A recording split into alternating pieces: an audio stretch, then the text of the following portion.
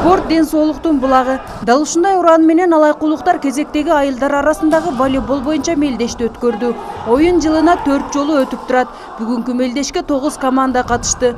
Спорттук иш-чара айыл тургундарынын бири-бирине болгон мамилесин жана кызматташуусун күчөтүү максатында уюштурулган.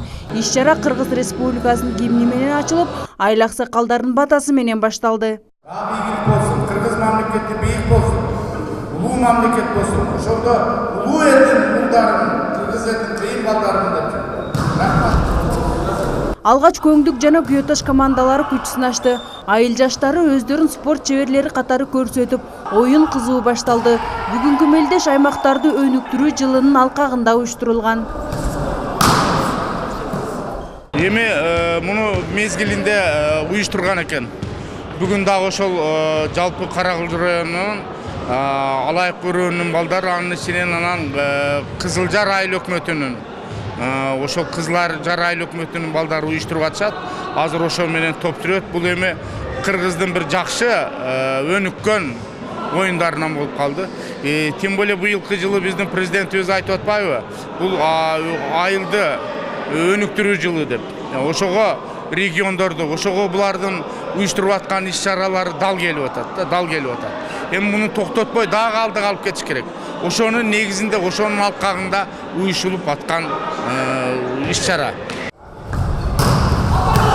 Мелдешке Кыргыз Республикасынын түштүк региону боюнча волейбол федерациясынын вице-президенти Алмаз Атабаев конок катары чакырылды. Ал алайкулуктардын бул демилгесин колдоп, келечекте алайкул клубу деген команда түзүлүп, өлкөнүн намысын колдогон жаштар чыгаарына ишенди. Бул иш-чаранын максаты негизинен айтып кеткенде бир өтө сонунда бул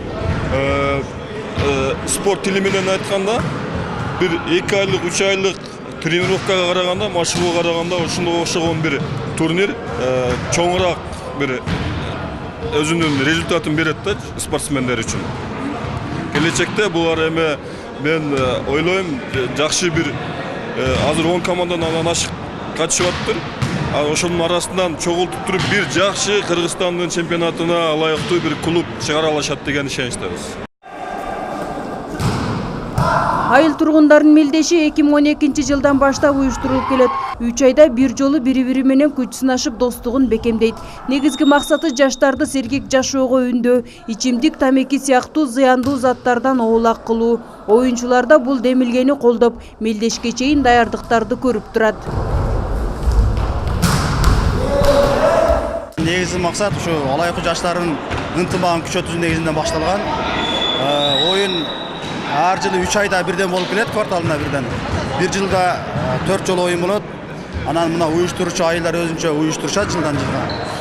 Анан биринчи, экинчи, үчүнчү, төртүнчү орундарга атайын сыйлыктарыбыз бар акчалай. Андан сырткары кызыктыруучу белектерибиз бар. Бүгүнкү оюндан сырткары 10 жолу оюнга катышканбыз. 8 жолу биринчи орун, 1 жолу экинчи орун, жана 1 жолу үчүнчү орун алганбыз. Анан бүгүнкү оюнда эле биздин составтарыбыз жаңыланган, жаштардан кошконбуз көп эмес экен. Ошо бүгүнкү оюндар абдан жакшы болду. Негизи алайык көрүүнүн спорт достуктун биримдиги дегендей баардык көп адамдар мени тааныштырат, жакындырат. Бир өрөөндө болгондон кийин баардыгыбызга бирдей мындай ынтымактуулукка чакырат. Негизги максат ошол. Баштан эле даярданат. Качан оюн бүткөндөн кийинки мелдеш айтылганда эле балдар даярданып башташат. Булар команда тандап алуу болсо ошол айылдан, анан бул жердеги оюнчулардан баарын бириктирип тандашат. Өздөрү эле ошол бир бала дайындалып, ошол бала баардыгын уюштурушат. Анан ошол жерде баягы тренировка, машыгуу учурунда ошо өзү эле ылган чыгып калат, ким ойношун, бу жерге келип запасной баардыгы ушул жерде келип ойношот. Анан кийин оюн максаты ошо ден соолукту чыңдоо. Мелдеште 4 оюнга байгей коюлган. Караташ айылы баш байгени ээлеп, 10 000 сом өлчөмүндө акча жана кубокты ээледи. Экинчи орунду Кызылжар айылы багынтып, 8 000 сом акча жана сыйлуу баракча алды. 3-чү орунду Сары Бий айылы алып, 6 000 сом акча менен сыйланды. Ал эми 4-чү орунду Ойтал айылынын оюнчулары алып, 4 000 сом өлчөмүндө акча алуу болушту. Ошондой эле оюнчулар арасында мыкты оюн көрсөткөндөр үчүн кызыктыруучу белектер да берилди. Бул оюнду Кызылжар айылынын тургундары уюштуруп, Күйөташ айылына өткөрүп берди. Фероза Ашымбаева, Айбек Үсөнұлы, жаңылыктар.